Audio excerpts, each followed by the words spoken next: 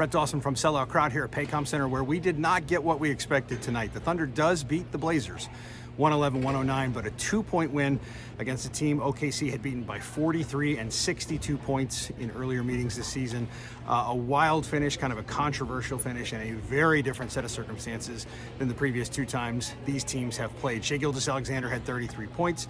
Jalen Williams, much more on him in a little bit, had 19. Aaron Wiggins came off the bench and gave the Thunder a pretty good performance, 13 points. Those are the only three double-figure scorers on a night when OKC really didn't have it, just didn't have it going offensively, couldn't make three-point shots. Chet Holmgren was kind of out of it offensively, had a pretty solid defensive game, 5 blocks, but just not in his usual rhythm offensively. Even Shai, with the 33 points, wasn't in that kind of rhythm. And the Blazers were just on fire. You could tell after a sluggish start, they did not want to lose in a blowout again to this team that's beaten them so badly twice. And they came out in the second quarter, really responded, and had some degree of control of the game from that point on. The Thunder really had to battle in the third quarter to tie it. And then a back and forth fourth quarter, not what you expected out of these two teams. A little bit of controversy at the end. Thunder trailing by 1 with 15.6 seconds. They trap Malcolm Brogdon on the sideline. He double dribbles. Chauncey Billups, who had tried to call for a timeout, goes out to argue the call with the officials. He bumps an official and gets a technical foul. He then pursues the official afterward and gets another technical. That's an ejection. 2 technical free throws for Shai. He misses one, makes the other, and that sets up Jalen Williams with 2 seconds to play. He hits a tough 18-foot jumper to put the Thunder ahead. Last play of the game after a timeout, Portland tries the lob to DeAndre Ayton, and Shai Gilgeous-Alexander is the guy who breaks it up. So big defensive play from Shai, big shot from J-Dub. That's not necessarily what you might expect in a game like this. Typically, Shai is the guy that the Thunder goes to in these late game situations. He's the guy who's made that shot, but Mark Daigneault likes to change it up. You'll remember he went to Chet Holmgren to tie the game at Golden State that the Thunder won in overtime after Chet made that three-pointer. Really difficult shot on an inbound. In this case, Mark Daigneault kind of wanted to use Shai, get some of the actions going his way, and use him sort of as a decoy, set up J-Dub to get a good shot. Jalen Williams had not shot the ball well. I think he was 2 for 7 in the paint in the fourth quarter. And then, just a huge shot there to give the Thunder, after a defensive stop, the win.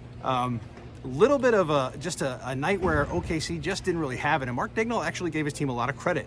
He didn't think that there was a taking Portland lightly after the 2 blowouts. Maybe there was, it might be human nature, but he said he didn't see that. What he thought he saw was a team that just didn't have its A game and battled and hung in the game and found a way to come out and win in the end. And he gave his team a whole lot of credit for being able to do that just on a night when, again, things were not going the Thunder's way. Shots weren't dropping.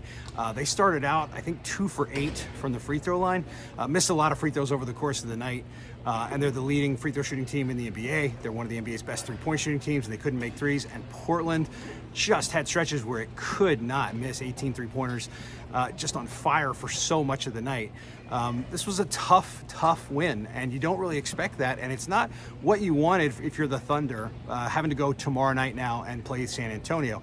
Another one of the worst teams in the league, as Portland is. But that game's not going to be a pushover on the road in San Antonio. Victor Wembanyama's been playing great over the past month. We know he'll probably be excited for a matchup with Chet Holmgren. I'm sure Chet will be as well, but that's going to be a little bit of a hornet's nest despite, the struggles that the Spurs have had. I expect their crowd is going to turn out.